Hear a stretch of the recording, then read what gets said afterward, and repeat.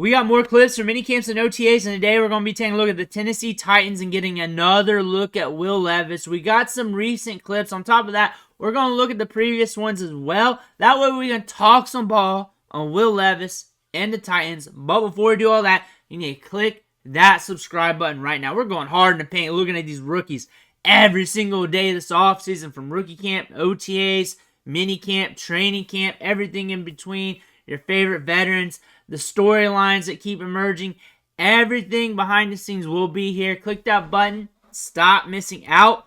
We're looking at Will Levis here today. 2 minutes and 42 seconds of clips. The first, minute or so are newer. And then after that, you got OTAs. You got other stuff in there as well. But here we go. We're seeing him throw the ball around. That's Will Levis right there. Just getting some work in. Working on getting the ball out. Just working on getting the feel. Everything. Getting things started. Getting the blood moving.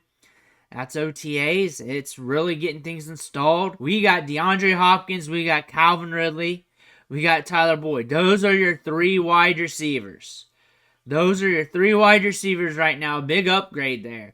You have Tyler Boyd, one of the best slot receivers in the league. He's very nasty at the catch. Very assertive. Very productive when he was in college. And then at Cincinnati, he was playing with some hosses too. So he was there in the background. But he's a damn good wide receiver. And he's your number 3. We have DeAndre Hopkins. Built a rapport last year with Will Levis. Good downfield. Creates separation. Good ball skills. He's DeAndre Hopkins. Then you got Calvin Ridley. He's been looking good at camp. He's been looking good at practice here. Breaking off routes and everything. He's snappy off the break. He's looking quick off the release. Every clip I see, he's looking very good. He's good to go this year.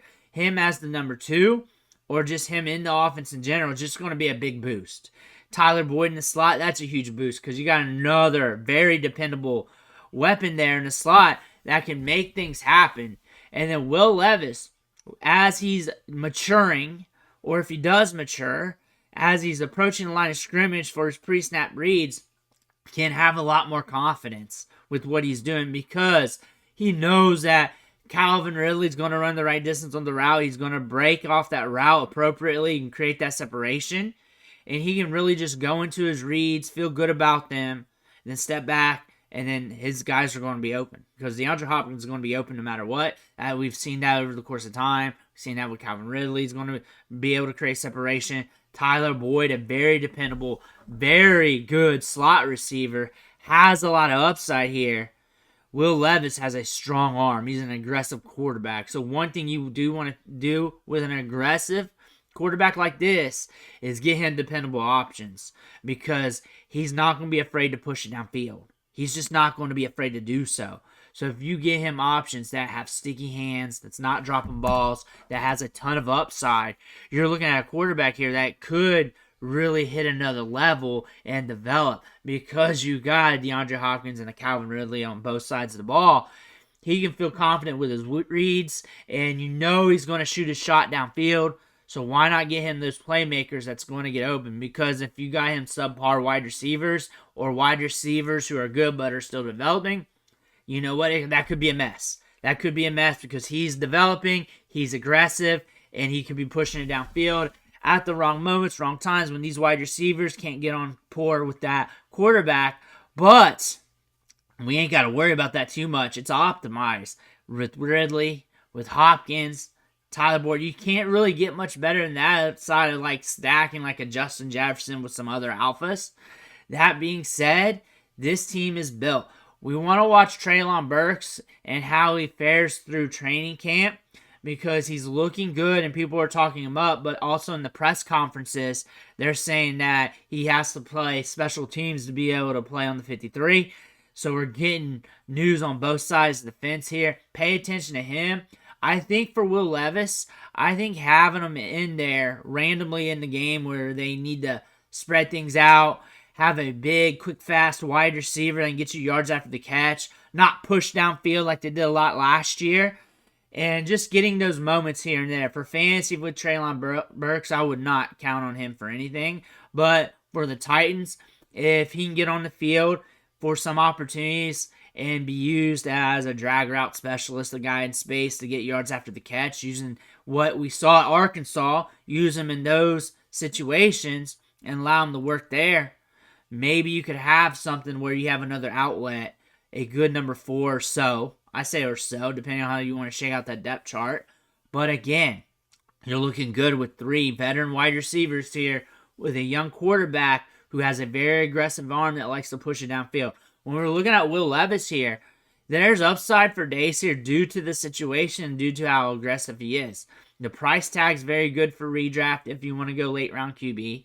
There is a little bit of a gamble there, but it's also the quarterback position. So if you want to stack up and go running back, wide receiver, and stream quarterbacks, because you're going to look at him while you're streaming quarterbacks. You're just not going to have him as your guy and keep him there the full season. You're going to be streaming if you have him.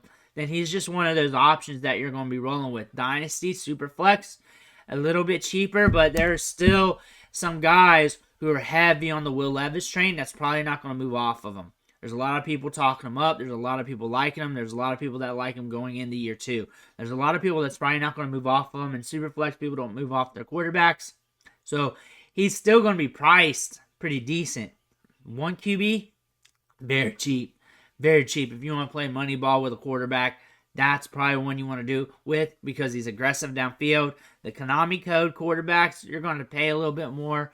And the thing about Will Levis, though, we are in an opportunity where you could see him exceeding expectations and possibly tapping into that upside. We know where the downside's at, so of course that's a probability, and it's in the probability with all young quarterbacks. But since we can paint that story, and it's super cheap, and if you shop the other quarterbacks you liked, there's nothing wrong with a Will Levis in a 1QP Dynasty League. However, you got to price accordingly, and it's the quarterback position. In 1QB, if you can pick up quarterbacks off waivers, and you're already good with one quarterback, don't be overshooting your shot for a QB2. Don't be doing that. Really, it's strategy. It's league to league. So with your league settings and in your 1QB league, it may not be worth it to you. But for the next guy watching this video, it might be. So really check your market. If you can pick up quarterbacks off the whim and it's easy to do mid-season, you may not need to make that move unless you really need to make the move for your roster. Titans fans, what I'm saying here is you got a quarterback with upside. Now's the season.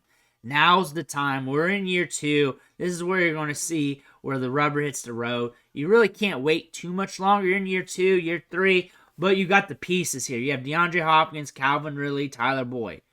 If you can't step forward with that, going into your second season, being the guy, being an assertive playmaker, then I don't know if it's ever really going to happen. Honestly, this is a time where he needs to kick it into gear. If he kicks into gear and he really exceeds expectations, you might have an all-star on your hands. That's the thing about this. This is a pivotal season because you're really going to know what you got in Will Levis. If he shows some flashes, then you're probably going to have him stick around for a little bit because he's shown enough to keep him around. If he does not play good this year with this talent around him, then you may want to think about other options or at least bring in some more competition for year 3. He could exceed expectations and blow up this year. That could possibly happen. And that's all on his development. And when I say development, that means being better than what he was prior. And we're not going to really get a good read on that right now because it's OTAs. It's against air. And we'll know a little bit more come training camp. I'll have those clips for you for sure. I'll have them on the channel. We'll cover those a lot, especially with a young quarterback like this with a lot of upside. A lot of upside as we go into year 2 of his development. But year 2 is usually when the rubber hits the road for these players. Year 2, year 3, sometimes later for quarterbacks. But year 2, you should be seeing something out of him, especially with him getting the keys to the car. Let me know what you think in the comments below. Make sure to hit that subscribe button on the way out. One, thanks for watching. Catch you on the next video.